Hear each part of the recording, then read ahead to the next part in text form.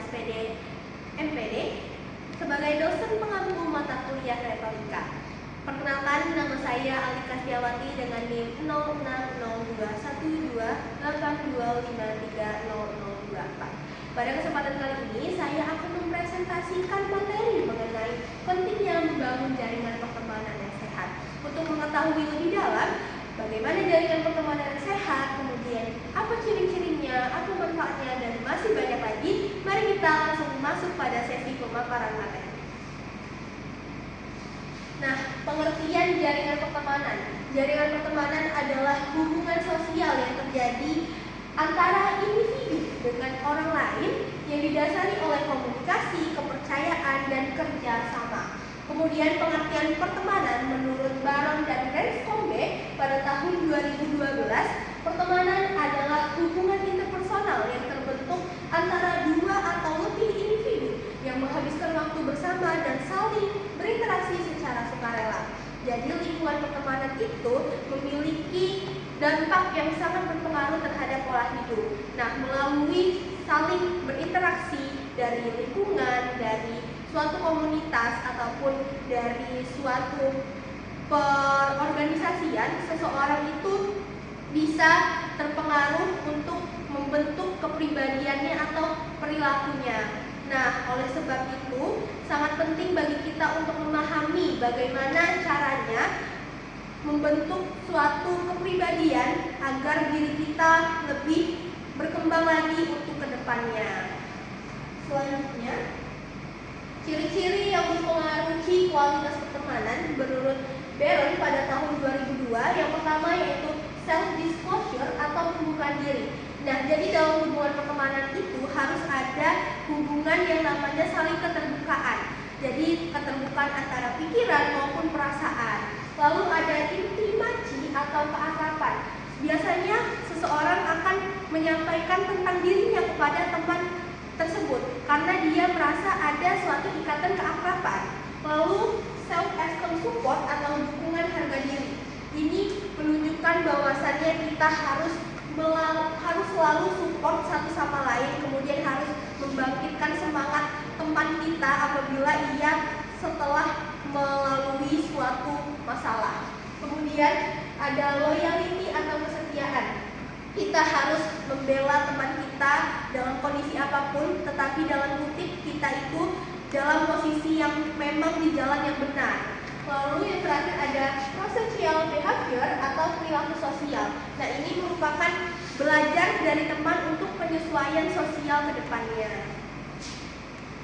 Lalu manfaat membangun jaringan pertemanan yang sehat menurut David McLaren merupakan ahli psikologi sosial. Yang pertama itu menambahkan wawasan dan sudut pandang baru.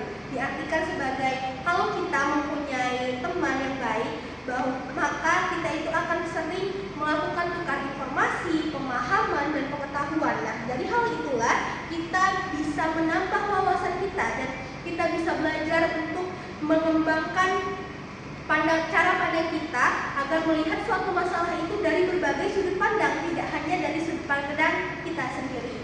Lalu yang kedua, meningkatkan kemampuan belajar dan berpikir kritis. Melalui interaksi dengan banyak teman yang berbeda latar belakang, kita itu banyak menimbulkan suatu pertanyaan, kemudian juga melakukan diskusi dan menelaah suatu informasi. Nah, dari sinilah yang dapat memancing seseorang untuk berpikir secara kritis. Lalu mendorong perkembangan diri secara positif. Nah, dari manfaat untuk membangun jaringan pertemanan ini, mendorong perkembangan diri secara positif itu dapat didapatkan dari teman yang memiliki perkembangan diri yang baik juga. Itu artinya dalam pertemanan yang sehat kita akan menuju ke suatu tujuan yang baik pula.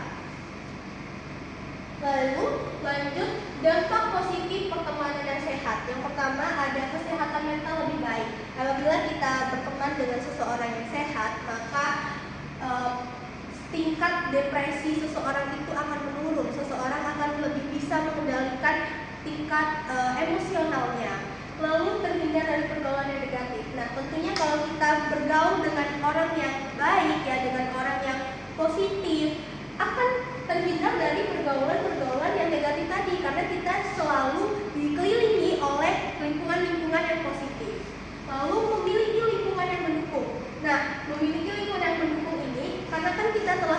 di suatu lingkungan yang baik tadi, maka orang-orang sekitar kita juga tentunya akan memiliki kesamaan dengan kita tadi. Kemudian lanjut bagian dampak negatif jika salah memilih teman. Nah, yang pertama itu dapat mempengaruhi masalah emosional dan perilaku secara keseluruhan. Menurut Sigerlati dan Nurfinkania pada tahun 2022, nah jadi di dampak negatif ini itu dapat mempengaruhi diri seseorang, baik dia tidak bisa survive ke lingkungannya, dia itu tidak bisa berbicara di depan banyak orang, dan masih banyak lagi hal yang terjadi karena faktor ini. Kemudian terjadinya depresi. Nah, seseorang yang mempunyai kecenderungan dia pernah sering dibully, maka tingkat depresi dia itu akan lebih tinggi. Itu menurut penelitian. Dan juga terjadi depresi ini karena seseorang itu merasa bahwa dia sering dikucilkan dan dia tidak pernah dihargai. Lalu yang terakhir ada mempengaruhi kualitas hidup. Dari dampak negatif ini, apabila kita berteman dengan orang yang tidak baik, maka itu juga akan berpengaruh pada kualitas diri kita.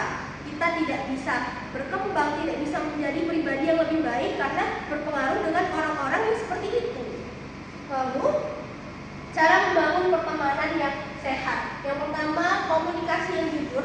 Menurut DeVito pada tahun 2013, ini diartikan bahwasannya komunikasi yang jujur itu juga ada beberapa hal seperti saling menghargai, kemudian komunikasi yang baik. Jadi seseorang itu akan berkomunikasi di dalam lingkaran kelompoknya, dia itu akan bisa menyuarakan pendapat dia dengan sopan tanpa adanya ketakutan. Dan apabila dalam suatu lingkungan tersebut terjadi kesalahan, maka kesalahan itu akan cepat selesai karena adanya komunikasi tadi. Dan saling menghargai. Nah, untuk pertemanan yang sehat ini kita harus saling menghargai pendapat-pendapat orang. Apabila seseorang ada yang berbeda pendapat, kita itu tidak bisa memaksakan kehendak kita. Kita harus saling menghargai, saling menerima pendapat yang disampaikan oleh orang tersebut.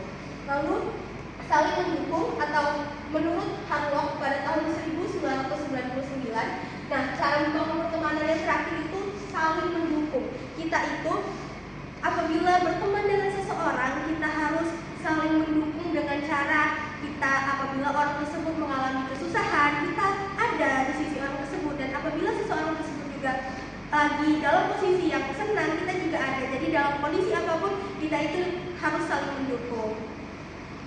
Nah, jadi kesimpulannya adalah mari kita jalani pertemanan ini dengan suatu hal yang positif. Dengan kita itu harus dalam lingkungan pertemanan itu mencari teman yang baik merupakan hal yang baik juga bagi diri kita sendiri agar diri kita itu dapat berkembang lebih ke depannya. Nah, apabila pertemanan yang baik akan mempengaruhi diri kita, dan apabila pertemanan itu buruk juga akan membuat diri kita itu tidak berkembang. Maka dari itu, carilah teman yang bisa menuntut kita untuk menjadi lebih baik ke depannya. Baiklah, selanjutnya, memiliki teman yang berkualitas dan saling mendukung jauh lebih bermakna daripada sekedar punya banyak teman tapi tidak saling peduli. Itu saja yang dapat saya sampaikan. Apabila terdapat salah-salah kata, saya mohon maaf. Kepada Allah saya mohon ampun. Saya akhiri. Wassalamualaikum warahmatullahi wabarakatuh.